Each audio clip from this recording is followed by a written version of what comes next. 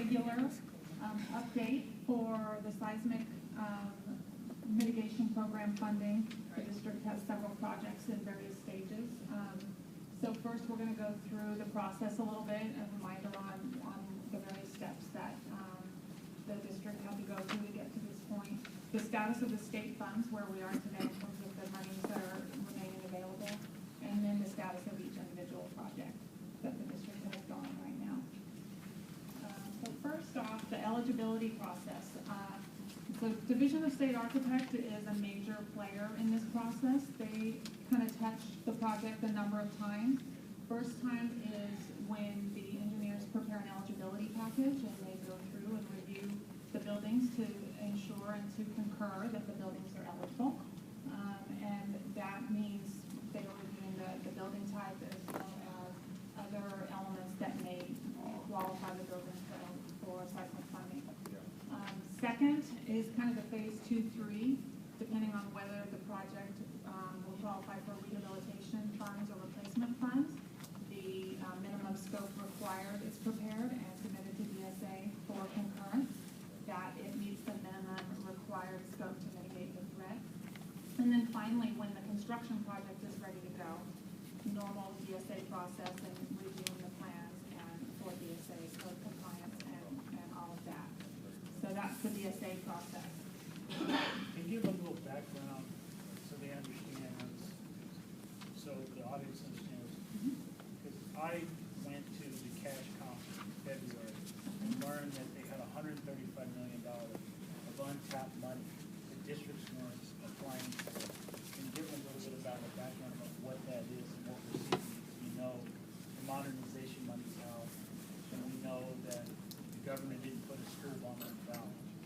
Right. So back in when Proposition 1B passed years ago, 2006, $199.5 million was set aside to pay to fund seismic mitigation for the most vulnerable school buildings in California. And a series of parameters were established that districts and buildings had to meet in order to qualify for this funding.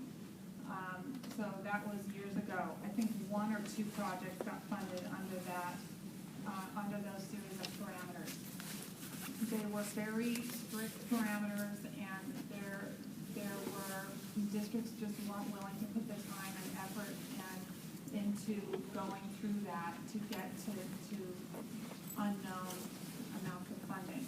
So over the course of the years, the State Allocation Board, who is the agency that governs the state funding school facility program, modified the parameters 2 times in order to expand the number of buildings that would qualify for this funding.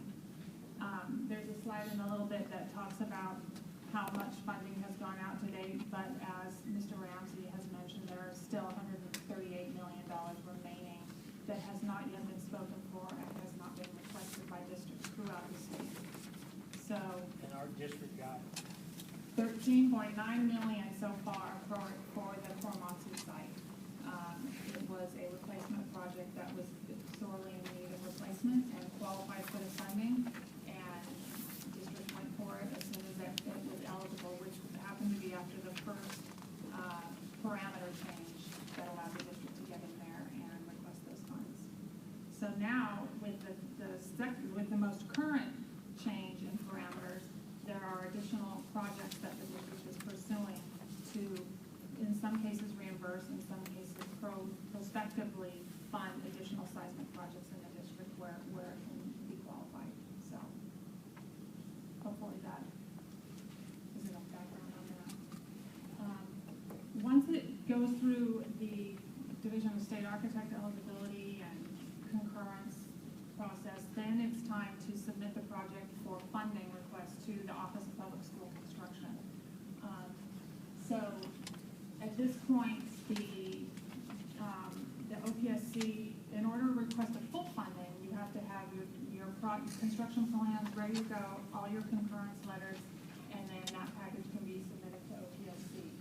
There are also opportunities for conceptual requests that would go in before your full construction drawings are so that districts can get an idea of what they may qualify for once their construction plans are at a place where they're approvable.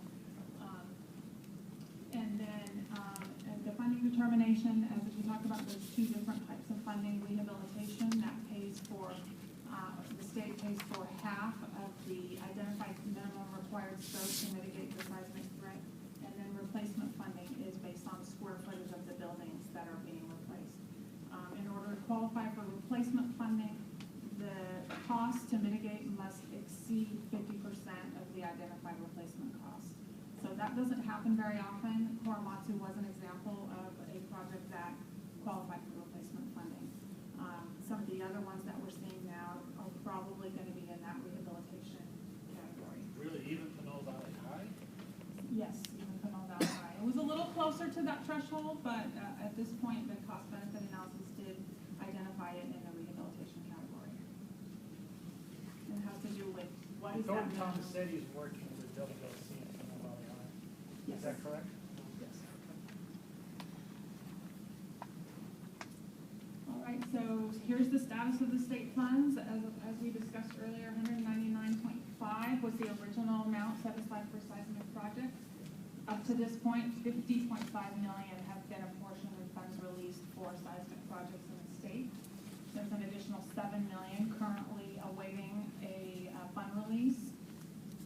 And that leaves technically 142 million available. There is another 6.6 million on the workload list, which is the list that OPSD maintains of projects they're currently reviewing. That does contain one West Contra Costa Which one is project. that? It's Gompers. Oh, Grompus. Mhm. That AB300 maybe. So that really leaves if all Oh, these the projects. HMC, who's working with Grompus? Our structural engineer is standing up there, Tom Swayze. Thompson. So Grompus is in. Gompers is in. We did the design for the new campus, but we didn't do the AB 300 study. That was Tom's study. Right, I know. Can you tell people so they understand what the AB 300 is? So, yeah, the AB 300 list was a list that DSA put together years and years ago that identified projects that were in the greatest need and potentially had structural issues based on their building types, that when they were constructed, where they're located, things of that nature.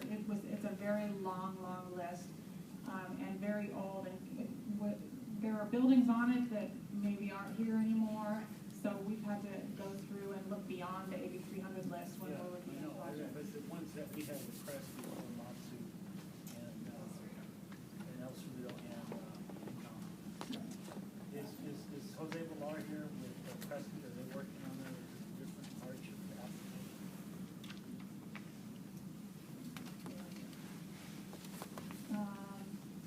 So things are starting to move, projects are starting to be submitted, more so DSA does report out. There's about 46.3 million of projects that have received conceptual approvals, but haven't yet submitted their full funding request. So things are starting. Any of those ours? We've submitted 2 conceptuals. And which one? Crespi and Pinole Valley. And that takes us to our next slide, which is pretty much what we've talked about so far. So again, that first tier is projects that have submitted and received and funds have been released for the Korematsu project. Projects submitted to OPSC for seismic full funding request would be Gompers. How much is that? We aren't exactly sure where OPSC is going to land because they process things in their way, but we could expect to receive perhaps $1 million